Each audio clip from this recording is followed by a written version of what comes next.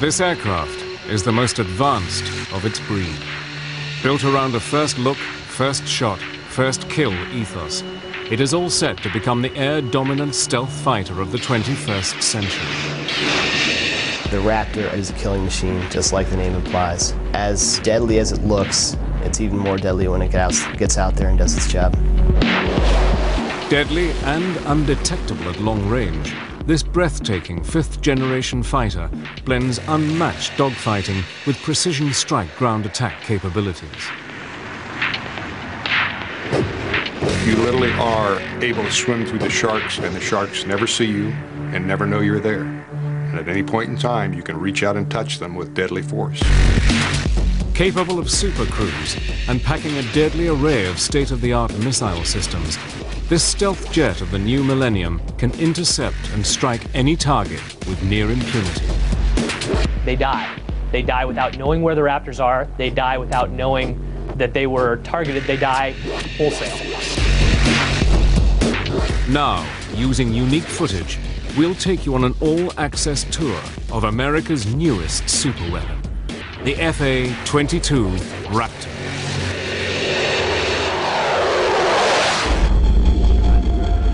(1981). In his first press conference as chief executive of the United States, Ronald Wilson Reagan offered a deal to the Soviet leader Leonid Brezhnev. If Soviet SS-20 missiles aimed at Western Europe were removed, America would not deploy its Pershing II cruise missiles to counter the threat. Throughout the 1960s and 70s, the Soviets developed different missiles to attack in different altitude bands. You couldn't fly under the missile threat. You couldn't fly over the missile threat. You had to deal with the missile threat. One way to do that is to make suppression of enemy air defense, that is, destroying the missile sites and the radars, the most important mission for the Air Force. By the 1970s, air superiority had re-emerged as a top priority, and the US Air Force committed to building its first pure air superiority fighter, an aircraft that would eventually become the F-15 Eagle.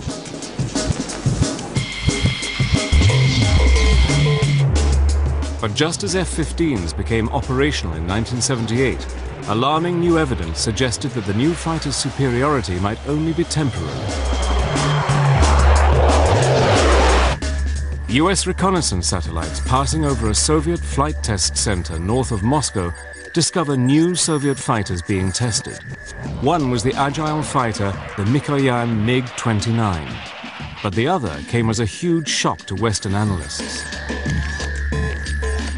It was bigger than the F-15 and far bigger than any previous Soviet-built fighter, the Sukhoi T-10 prototype. At that time, the Soviet Union initiated some very aggressive programs to come up with counters. And both Mikoyan and Sukhoi, both those design bureaus, initiated new aircraft development efforts. And it appeared that they were on a track that would field some very advanced fighters. If the MiG-29 had concerned the American military establishment, the existence of the Sukhoi T-10 set alarm bells ringing. These are very good aircraft. They're aircraft that play in the same league as some of the top NATO aircraft, like Phantom, and ultimately like F-15. The goal is world peace. That must be just weeks into his first term, America's 40th president increased US defense spending by $32.5 billion and began the rearmament of the United States on a colossal scale. In 1981, the Cold War was getting very warm. As Reagan and Brezhnev squared up, the US Air Force concluded that it urgently needed a replacement for its F-15, an advanced tactical fighter, or ATF, that would have no equal. As American planners start to develop the concept of air-land battle to fight World War III, the US Air Force starts to think about the kind of equipment it wants to have when it comes time to fight the war. At that time, in the secretive black world of advanced aviation development, one technology had emerged at the forefront of all military aircraft development: stealth. During that period, the late 1970s, of course, in what we call the black world, in the world of secret programs, there was a great effort going on to come up with counters to these new Soviet weapon systems that could enable us to knock out their SAM system. And that, of course, led to the development of the F-117. Analysis of air-to-air combat in Vietnam, called the Red Baron study, had kick-started the race for stealth. An operational analysis study showed that in Vietnam that most aircraft were killed by other aircraft that they hadn't seen. So from this you get the idea that if the aircraft isn't seen, it has a tremendous advantage. Air combat data from World War II and Korea had reinforced this need for invisibility. So from this, in a process of operational analysis, the U.S. Air Force learns that what you really need to do is be invisible to the enemy. And that means that an aircraft is designed to be as near as possible invisible to an enemy fighter aircraft. Its geometry is designed to give it a very low profile, that is to make it very invisible to an oncoming fighter aircraft using high-frequency fighter aircraft radar. The principle of stealth technology is to literally make an aeroplane invisible to the enemy. An aircraft's shape must reflect incoming radio waves away from the enemy radar, rather than towards it. To further increase low observable characteristics, an aeroplane is then covered in materials that absorb radar signals, further reducing its visibility on a radar screen. Stealth doesn't mean invisible. It just means less visible. Operational analysis shows that if you apply certain computer models to air-to-air combat, the more stealthy aircraft, the one that's harder to see, is likelier to win.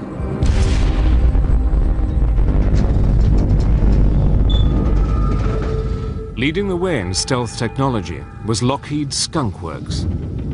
In the late 1970s, stealth wasn't widely known outside of a few companies. The ability to integrate stealth technology, shaping for stealth, and the materials was really only well known in two companies. It was Lockheed and Northrop. In 1977, amid unprecedented security, Lockheed had flown a prototype of the world's first stealth fighter. And by the 1980s, during Operation Just Cause, its F-117 had helped to destroy General Noriega's regime in Panama.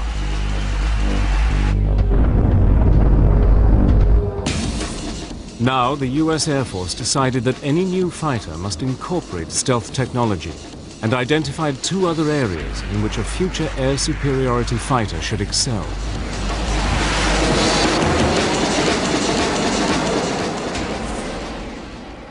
Well, at that stage of the game, it was clear that the Air Force wanted a stealthy fighter.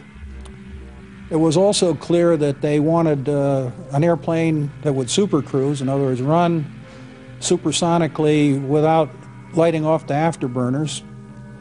And they didn't want to sacrifice any of the classic fighter maneuverability. So they wanted a fighter that, besides all the new technology, would maneuver as well or better than the F-15.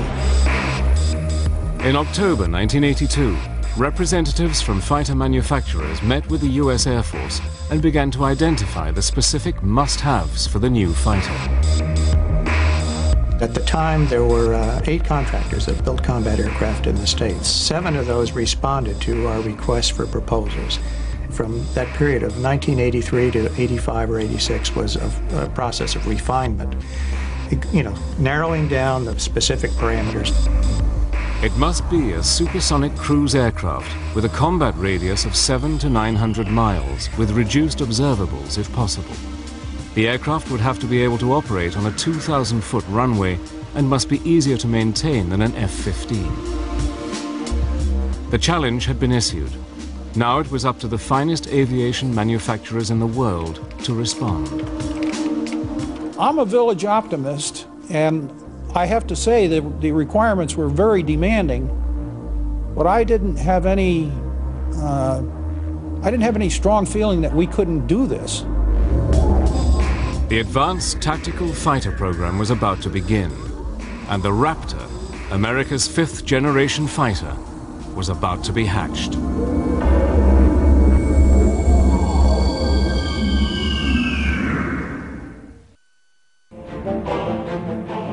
By 1983, US-Soviet relations had reached a new low. Following Leonid Brezhnev's death, the Politburo, now controlled by ex-KGB boss Yuri Andropov, had been labeled by Reagan as the focus of evil in the modern world. Continuing his policy of rearmament, Reagan announced plans for the Strategic Defense Initiative, better known as Star Wars, and Moscow reacted furiously. Попытки Вашингтона оправдать эти наращивания, которые американцы якобы должны наверстывать, это и мыслители. That August, when Korean Airlines Flight 007 on its way to Seoul from New York strayed several hundred miles off course into Soviet airspace, Russia acted. A fighter was sent up, and the civilian airliner with 269 people on board was shot down.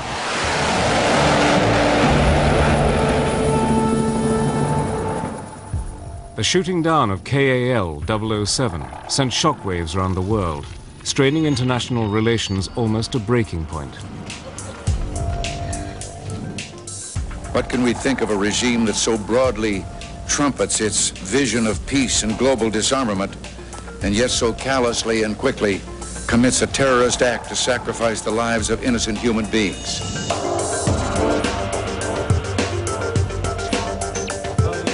Reagan's reaction to the crisis strengthened US conviction that stealth would now be the prime requirement for America's new fighter. Some senior people in the Pentagon looked at the stealth requirements and decided they were inadequate, and they radically changed them. So stealth became a really major, dominant requirement in the program.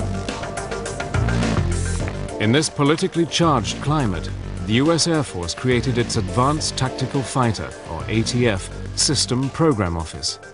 Based at Wright-Patterson Air Force Base in Ohio, Colonel Albert C. Picarillo is placed in charge of the division.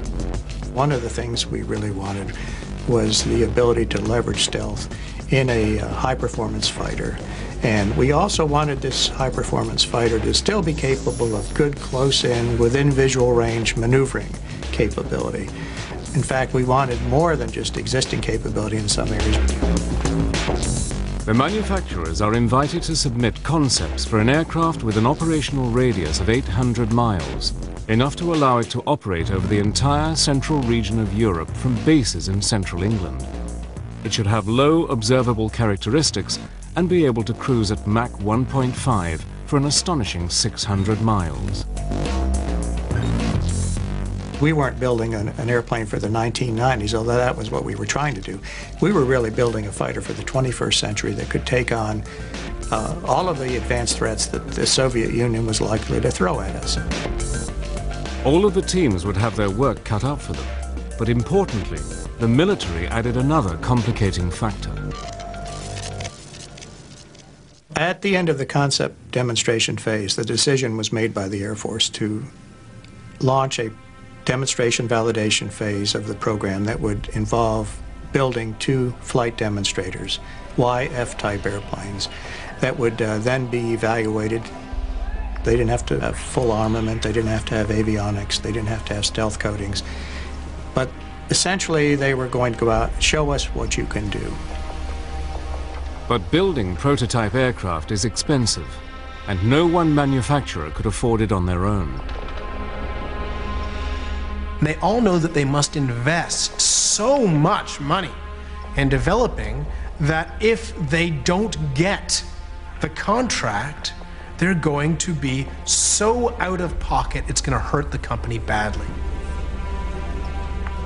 We in Lockheed made a policy decision at the CEO level that we would seek teaming. So the bottom line is we ended up deciding that we would team with Boeing and General Dynamics Fort Worth. Each manufacturer would submit a design for the Demonstration Valuation, or DEMVAL, competition, but had agreed that the winning company would be the prime contractor and its partners subcontracted to produce major components. Everybody's investment will be at least partly repaid because everybody gets a piece of the action. 7 designs for the Air Force competition were submitted for final evaluation. All of the 7 contractors came in with designs that were very feasible, and that could have been built. The question was, which were the best, and then how did we determine that they really were good enough? 2 manufacturers with strong experience in stealth technology, Northrop with its B-2 and Lockheed with its F-117, lead the way. Northrop's Advanced Tactical Fighter, or ATF design, was for an alien-looking aircraft with diamond planform wings and huge V-tails. It was a design that stressed speed and stealth. Northrop came in with an airplane that really, from the very beginning, looked just like the YF-23 that eventually was built and flown. Lockheed's entry echoed that of the F-117. Its vectored thrust, arrowhead shape, trapezoidal wings, and 4 tails ensured that the aircraft would be maneuverable. The fact was that Lockheed and Northrop had significant advantages in the fact that they had built stealth aircraft and flown them. There's a big credibility factor there. On October the 31st, 1986, both Lockheed and Northrop's ATF designs were declared the winners of the competition. Under the terms of the DEMVAL competition, each team would build 2 aircraft. At the end of the process, one of 2 designs would become America's new advanced tactical fighter. Costing billions of dollars, the new fighter would make a technological leap into the 21st century. Just 9 months after being selected to build 2 demonstration valuation fighters for the US Air Force, Lockheed shocked everyone and scrapped its original design.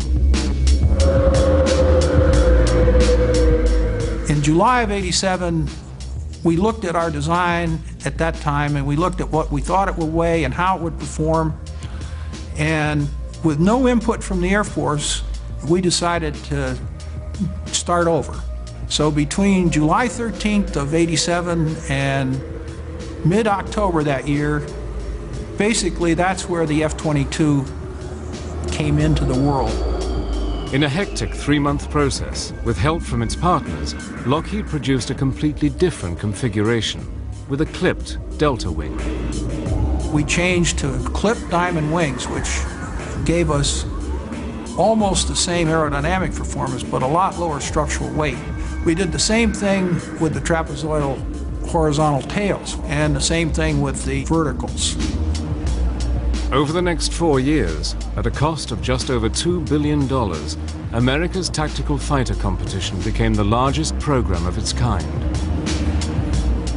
And in 1990, just months after the disintegration of the Soviet Union, the shapes of the 2 rival designs were finally unveiled. And now, ladies and gentlemen, I proudly present to you the YF-22A, prototype for U.S. air superiority in the 21st century.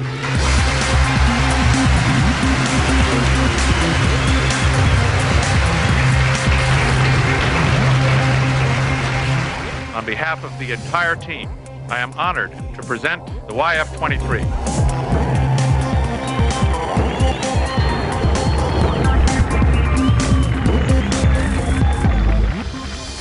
Northrop's version, called the YF-23, closely resembled its original design.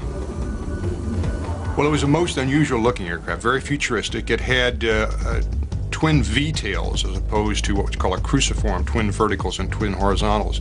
It had a large trapezoidal wing, and it had a very slender shape when looked at from the edge-on view. In contrast, Lockheed's design, called the YF-22, seemed surprisingly conventional. with 4 tail surfaces, vectored thrust, a broad solid body and a conventional wing. But unlike Lockheed's other stealth aircraft, the F-117, radar-absorbent materials were not applied over the whole of the F-22, but used selectively on its edges, cavities, and crucial surface areas. You walk around the airplane, everywhere you look, what you see is something that's designed to do the job in the most efficient and effective way, and no wasted space, no wasted capability. It's truly an airplane that's intended and has been optimized for its job. The F-22 carries its weapons internally. 4 weapons bays are hidden in the central mid-body section. 6 missiles can be carried in the ventral bays, which are covered with bifold doors. The side bays will each hold 1 Sidewinder missile carried on a trapeze launcher. The mid-body section also houses the fighter's landing gear and complex inlet ducts. Right from day one on the F-22, we decided to put S-shaped inlet ducts on it. So the airplane is built with S-shaped inlet ducts so that there's no way a radar is ever seeing the forward face of the jet engine. Attached to the mid-body is the forebody, which accommodates the cockpit and advanced avionics. Both the YF-23 and the YF-22 are impressive-looking machines, but their performance still needs to be tested. The most crucial stage of the competition is still to come, the flight testing.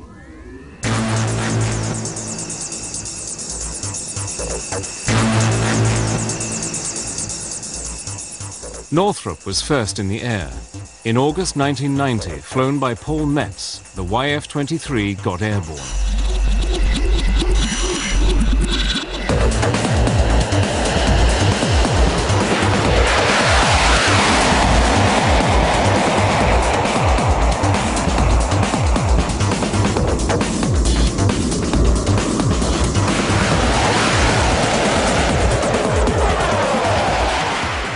The test was a huge success. But Lockheed was quick to respond, and on September the 29th, at Edwards Air Force Base in California, Lockheed Chief Test Pilot Dave Ferguson prepared the Raptor for its maiden flight.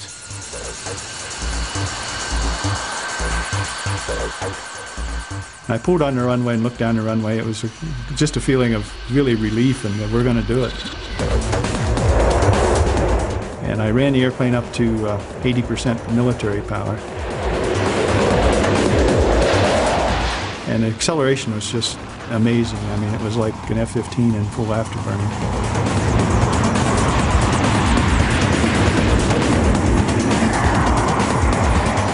And I felt the only thing in this airplane that's ever flown before was me. And I think in the back of my mind I was saying, please fly, when I pulled the nose up, and it just lifted off.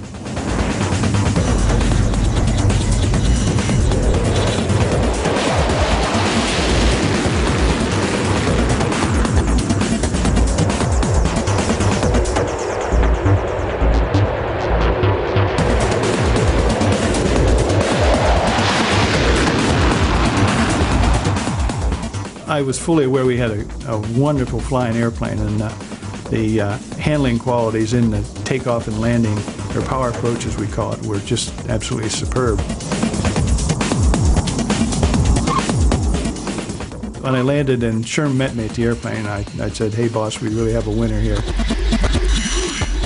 The way the F-22 performed was no surprise to anybody who was involved in the program, not at all. I mean, my money has been on the F-22 from early 1985, and it'll be there till I'm gone. Over the next 3 months, the Raptor underwent a whole series of tests.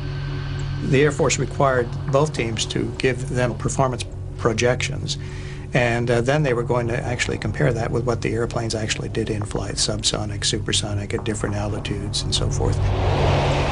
The winner of this stage would earn a contract for 650 aircraft. The decision would hinge not just on what the contractors promised, but on the Air Force's confidence in their ability to deliver. We expected to get a lot of flying done in the 90 days. We actually got 72 flights out of 2 airplanes in 90 days. And that is about as good as you can do. During flight testing, the Raptor had beaten Northrop's YF-23 in a number of crucial performance areas. We focused on the supersonic testing, including supercruising, and we did something that Northrop didn't do, and that is we did launch a couple of missiles. We launched a Sidewinder out of the internal side bay on our prototype airplanes, and we launched an AMRAAM long-range air-to-air missile out of the internal weapon bays. The YF-22 had clearly shown that in every category it was far superior to any existing fighter. The Air Force was very impressed by what Lockheed had done. Their flight test program was very aggressive. They flew hard and fast. They flew many more hours and sorties than Northrop did. And all of that gave the Air Force confidence that they knew what they were doing, high confidence, and they could build a superior airplane.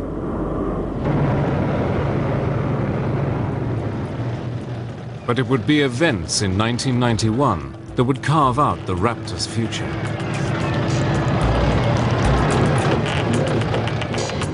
"22 minutes after midnight on January the 17th, 1991, Lockheed's stealth F-117 spearheaded US strikes against Saddam Hussein's regime.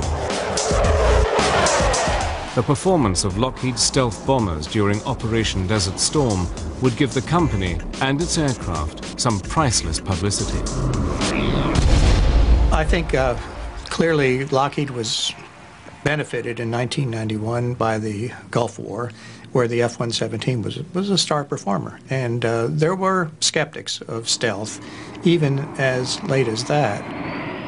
That had to be beneficial to the program. But another aircraft also emerged from the Gulf War with a glowing reputation.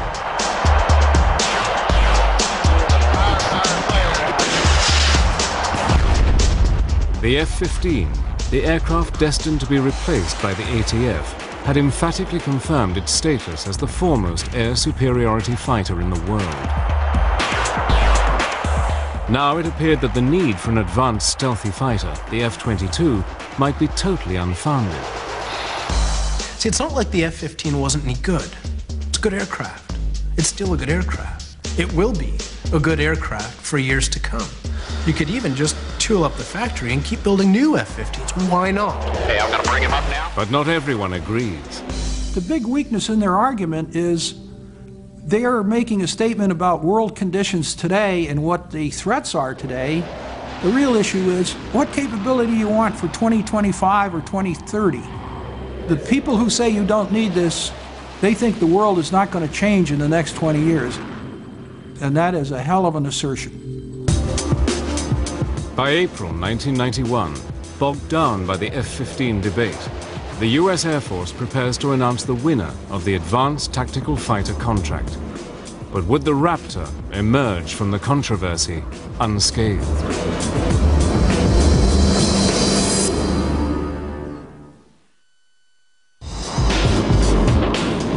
On April 1st, 1991, the US Air Force awarded a $9.5 billion contract to the Lockheed, Boeing, General Dynamics team responsible for the winning F-22 Raptor design. Having won the contract, Lockheed announced that it intended to locate the F-22's headquarters in Georgia, where the Raptor's forward fuselage would be built. General Dynamics will build the F-22's mid-body section in Fort Worth, Texas, and Boeing would manufacture the wings and tail in Seattle, Washington.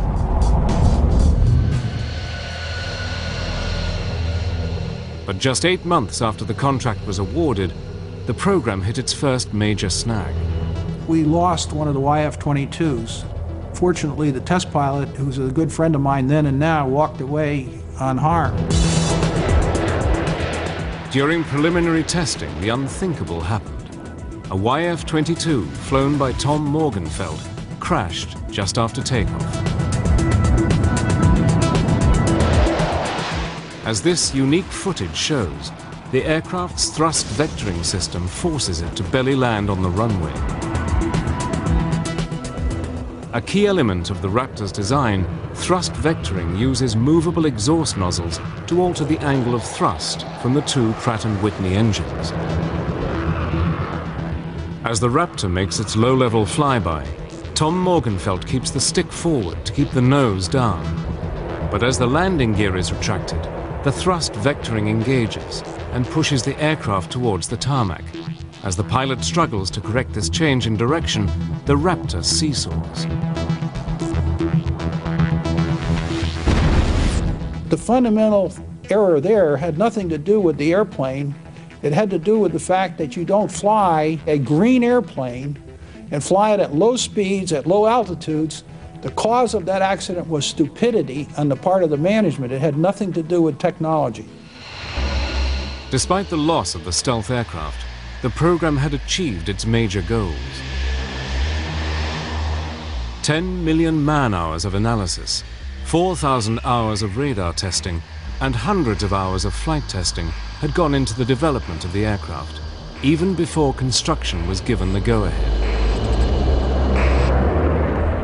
In fact, the F-22 has accomplished more flight testing than any other fighter prior to full-scale production.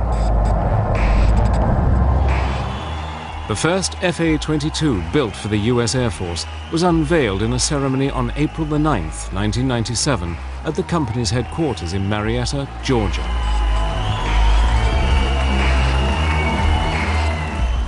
Now, Air Force pilots would get the opportunity to check out the new aircraft for themselves.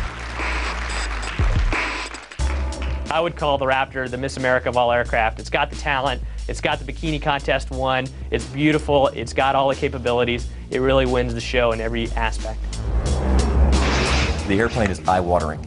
It does everything the pilot asks of it, and it is very good at what it does.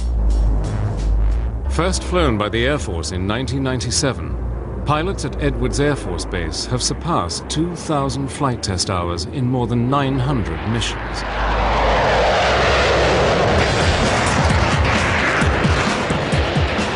The first time I went out, one F-22, me, against 4 F-16s. And they told me what they were going to do. They were going to do everything possible to defeat my systems. And I watched exactly what they did the entire time and shot them all. It was almost too easy, and I was almost laughing in the cockpit. One of the key advances in the Raptor's design is its advanced cockpit and integrated avionics systems. But I think really where the Raptor gets its amazing capability is the fusion of all of the different sensors on the aircraft. You have a tactical scope that combines the information of all the other sensors on the aircraft into one display for the pilot. So as a pilot, you don't have to sort through the radar or another sensor to see what's going on around you. Information is power, and the way this airplane displays information to you, it gives you knowledge of the battle space. It's all about seeing what's out there in front of you and being able to make decisions about what to engage, when to engage, and how to engage it. I'd say integrated avionics does two things for me. Number one, it makes me a lot safer. It gives me less chance to crash my jet. It also makes every pilot who flies this aircraft more deadly. Instead of having to do 6 or 8 steps to achieve a kill, you really only have to do one. The Raptor carries a formidable array of ordnance. All of the Raptor's weapons are housed inside the aircraft. 2 bays at the bottom of the plane utilize a pneumatic-style hydraulic launcher that literally punch the missiles, or JDAMs, out of the aircraft with a force of 40 Gs. And 2 side bays house air-to-air missiles. Here, a trapeze launcher moves the missile outside the airframe very rapidly, a fraction of a second before the missile is fired. And to complement the Raptor's armament of 8 missiles, the fighter also has a gun. At one point in the evolution of the Advanced Tactical Fighter program, the US Air Force had raised the question of eliminating the gun to save weight. I think that the designers of the F-22 realized mistakes of the past, like the F-4 initially being designed without a gun, and realized that you should never say never about a threat that you're going to face or a situation you're going to find yourself in. And so the Raptor has designed itself a gun. Will anybody get close enough for us to use the gun? Well, hopefully not, probably not. By the late 90s, pilots in the Raptor program were convinced that their aircraft was made of the right stuff and would easily be able to outperform and destroy any other fighter in existence. It is the sum of the parts that makes the F-22 so capable. Probably most important in my eyes is the stealth. Having an aircraft that nobody can see is just a tremendous, tremendous advantage. The speed, the maneuverability, the precision, all those factors are incredible also. So when you put everything together, the Raptor is just incredible. But this belief was exclusively based on controlled flight and missile firing exercises. What the Raptor's pilots really needed was combat experience, and they were about to get it. Before the F-22 Raptor enters operational service with the US Air Force in the autumn of 2005, it will have completed thousands of hours of vigorous combat testing. But since Desert Storm, critics of the F-22 program claim that the F-15 Eagle, destined to be replaced by the Raptor, already has the attributes necessary to remain the world's preeminent air superiority fighter well into the new millennium.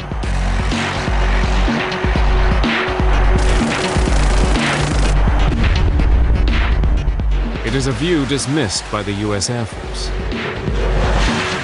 If you look at the F-15 and the F-18 and compare it with existing fighters that are sold around the world today, you'll find that today we're almost at parity. If we ever run up against an enemy that has the ability in terms of the air crew to use those enemy fighters, we will have a tough time with the current generation. The F-15 is a great aircraft, and in air-to-air it is outstanding. However, with the production of new fighters that are being produced today and also some surface-to-air threats, there are situations in the F-15 that would make me nervous.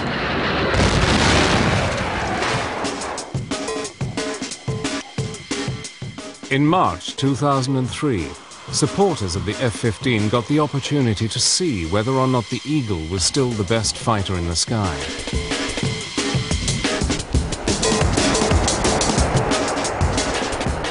Five F-15s would go head-to-head with a single Raptor. Although no missiles would be used during the exercise, the sorties would closely resemble actual combat. No quarter would be given by either side. This was a kill or be killed exercise. There were 5 adversaries and me, and my biggest concern was running out of weapons too soon. All 5 F-15s are flown by experienced F-22 pilots. One by one, the Raptor brings them down. I could never see them. I never knew that they were there, and I died. You got someone locked? Roll up.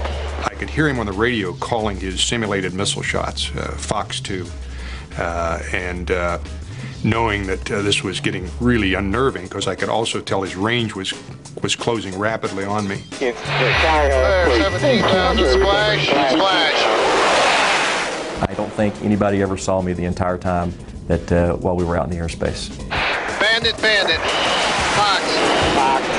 Could not find him no matter what I did, and the next time was when he flew directly over the top of my airplane. I saw him visually. Well, in 3, 2, 1, snap. I know firsthand from flying the Raptor against other aircraft and flying other aircraft against the Raptor that it's like clubbing baby seals. It's so easy. The first indication you have that an F-22 is out in your area of responsibility is when you are in your parachute heading down towards Earth and your jet is falling a little bit faster than you are. In combat testing with F-15s, the F-22 Raptor has emphatically proven its doubters wrong. There have been times when the Raptor has gone up 2 versus 8 against F-15s, and it ends up being boring for the adversaries because no matter what they do, they die. Having flown the F-15 and now having flown the Raptor and seen combat, I would not want to be on the receiving end of what the F-22 is capable of. We will take on anything, any combination of the latest aircraft that we can throw at ourselves, and we usually win. To date, 27 F-22 Raptors have been delivered to the U.S. Air Force and are in limited operation at Edwards, Nellis, and Tyndall Air Force bases. Many more will follow.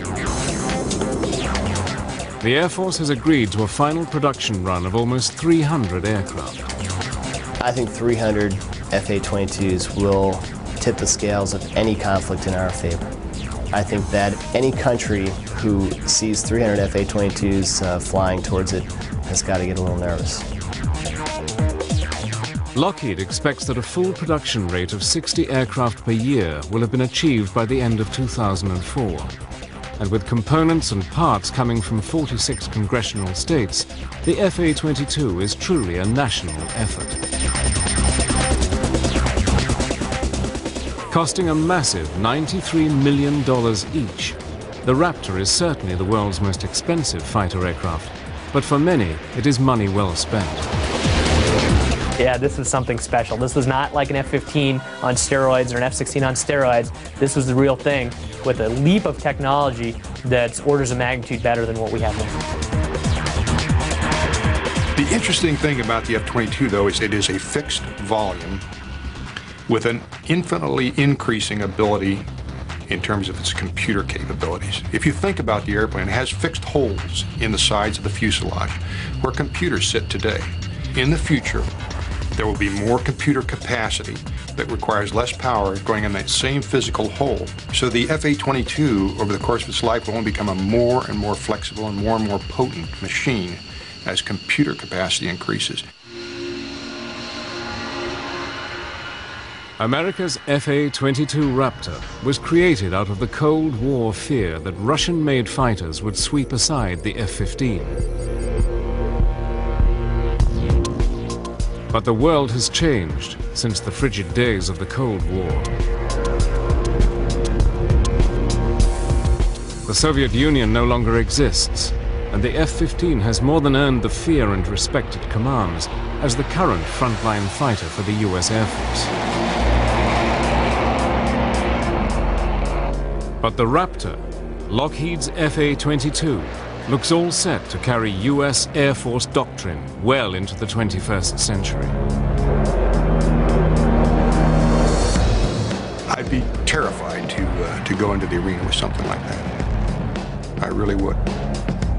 I've been on the receiving end of it in testing and mentally translated myself to what if this was combat, and it is a unnerving and a disquieting feeling to fly in the same airspace with one of these airplanes.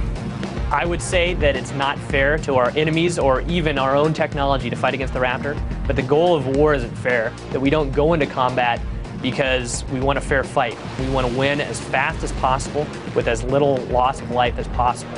And the Raptor allows that to do that for generations to come. In today's changing world, there are few certainties. But the rule of the Raptor, America's air dominance fighter, over the skies, is one of them.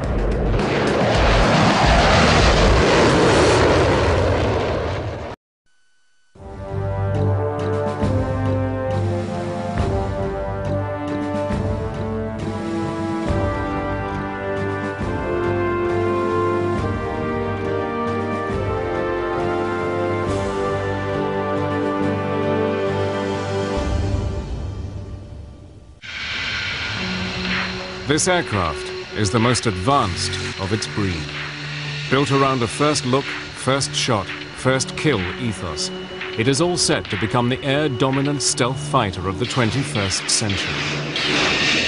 The Raptor is a killing machine, just like the name implies. As deadly as it looks, it's even more deadly when it gets out there and does its job. Deadly and undetectable at long range, this breathtaking fifth-generation fighter blends unmatched dogfighting with precision strike ground attack capabilities.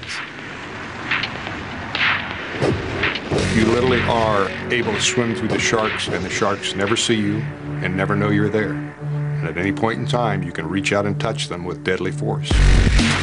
Capable of super cruise and packing a deadly array of state-of-the-art missile systems, this stealth jet of the new millennium can intercept and strike any target with near impunity. They die. They die without knowing where the Raptors are. They die without knowing that they were targeted. They die wholesale. Now, using unique footage, we'll take you on an all-access operational analysis. The U.S. Air Force learns that what you really need to do is be invisible to the enemy.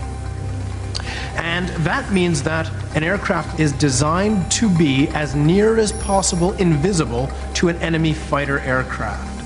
Its geometry is designed to give it a very low profile, that is to make it very invisible to an oncoming fighter aircraft using high-frequency fighter aircraft radar. The principle of stealth technology is to literally make an aeroplane invisible to the enemy. An aircraft's shape must reflect incoming radio waves away from the enemy radar, rather than towards it. To further increase low observable characteristics, an aeroplane is then covered in materials that absorb radar signals, further reducing its visibility on a radar screen. Stealth doesn't mean invisible. It just means less visible. Operational analysis shows that if you apply certain computer models to air-to-air combat, the more stealthy aircraft, the one that's harder to see, is likelier to win.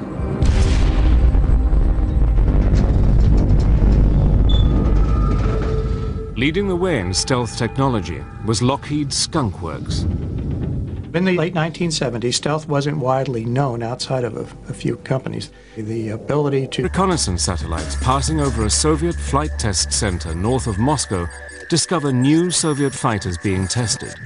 One was the agile fighter, the Mikoyan MiG-29. But the other came as a huge shock to Western analysts. It was bigger than the F-15 and far bigger than any previous Soviet-built fighter, the Sukhoi T-10 prototype. At that time, the Soviet Union initiated some very aggressive programs to come up with counters. And both Mikoyan and Sukhoi, both those design bureaus, initiated new aircraft development efforts. And it appeared that they were on a track that would field some very advanced fighters. If the MiG-29 had concerned the American military establishment, the existence of the Sukhoi T-10 set alarm bells ringing. These are very good aircraft. They're aircraft that play in the same league as some of the top NATO aircraft, like Phantom, and ultimately like F-15. The goal is world peace. That must be Just weeks into his first term, America's 40th president increased U.S. defense spending by $32.5 billion and began the rearmament of the United States on a colossal scale. In 1981, the Cold War was getting very warm. Tour of America's newest superweapon, the F-22 Raptor.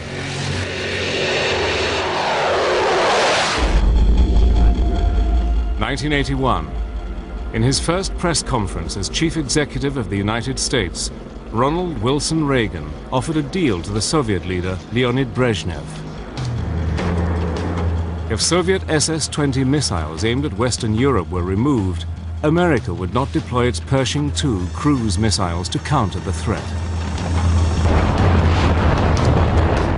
Throughout the 1960s and 70s, the Soviets developed different missiles to attack in different altitude bands. You couldn't fly under the missile threat. You couldn't fly over the missile threat. You had to deal with the missile threat. One way to do that is to make suppression of enemy air defense, that is, destroying the missile sites and the radars, the most important mission for the Air Force. By the 1970s, air superiority had re-emerged as a top priority, and the US Air Force committed to building its first pure air superiority fighter, an aircraft that would eventually become the F-15 Eagle.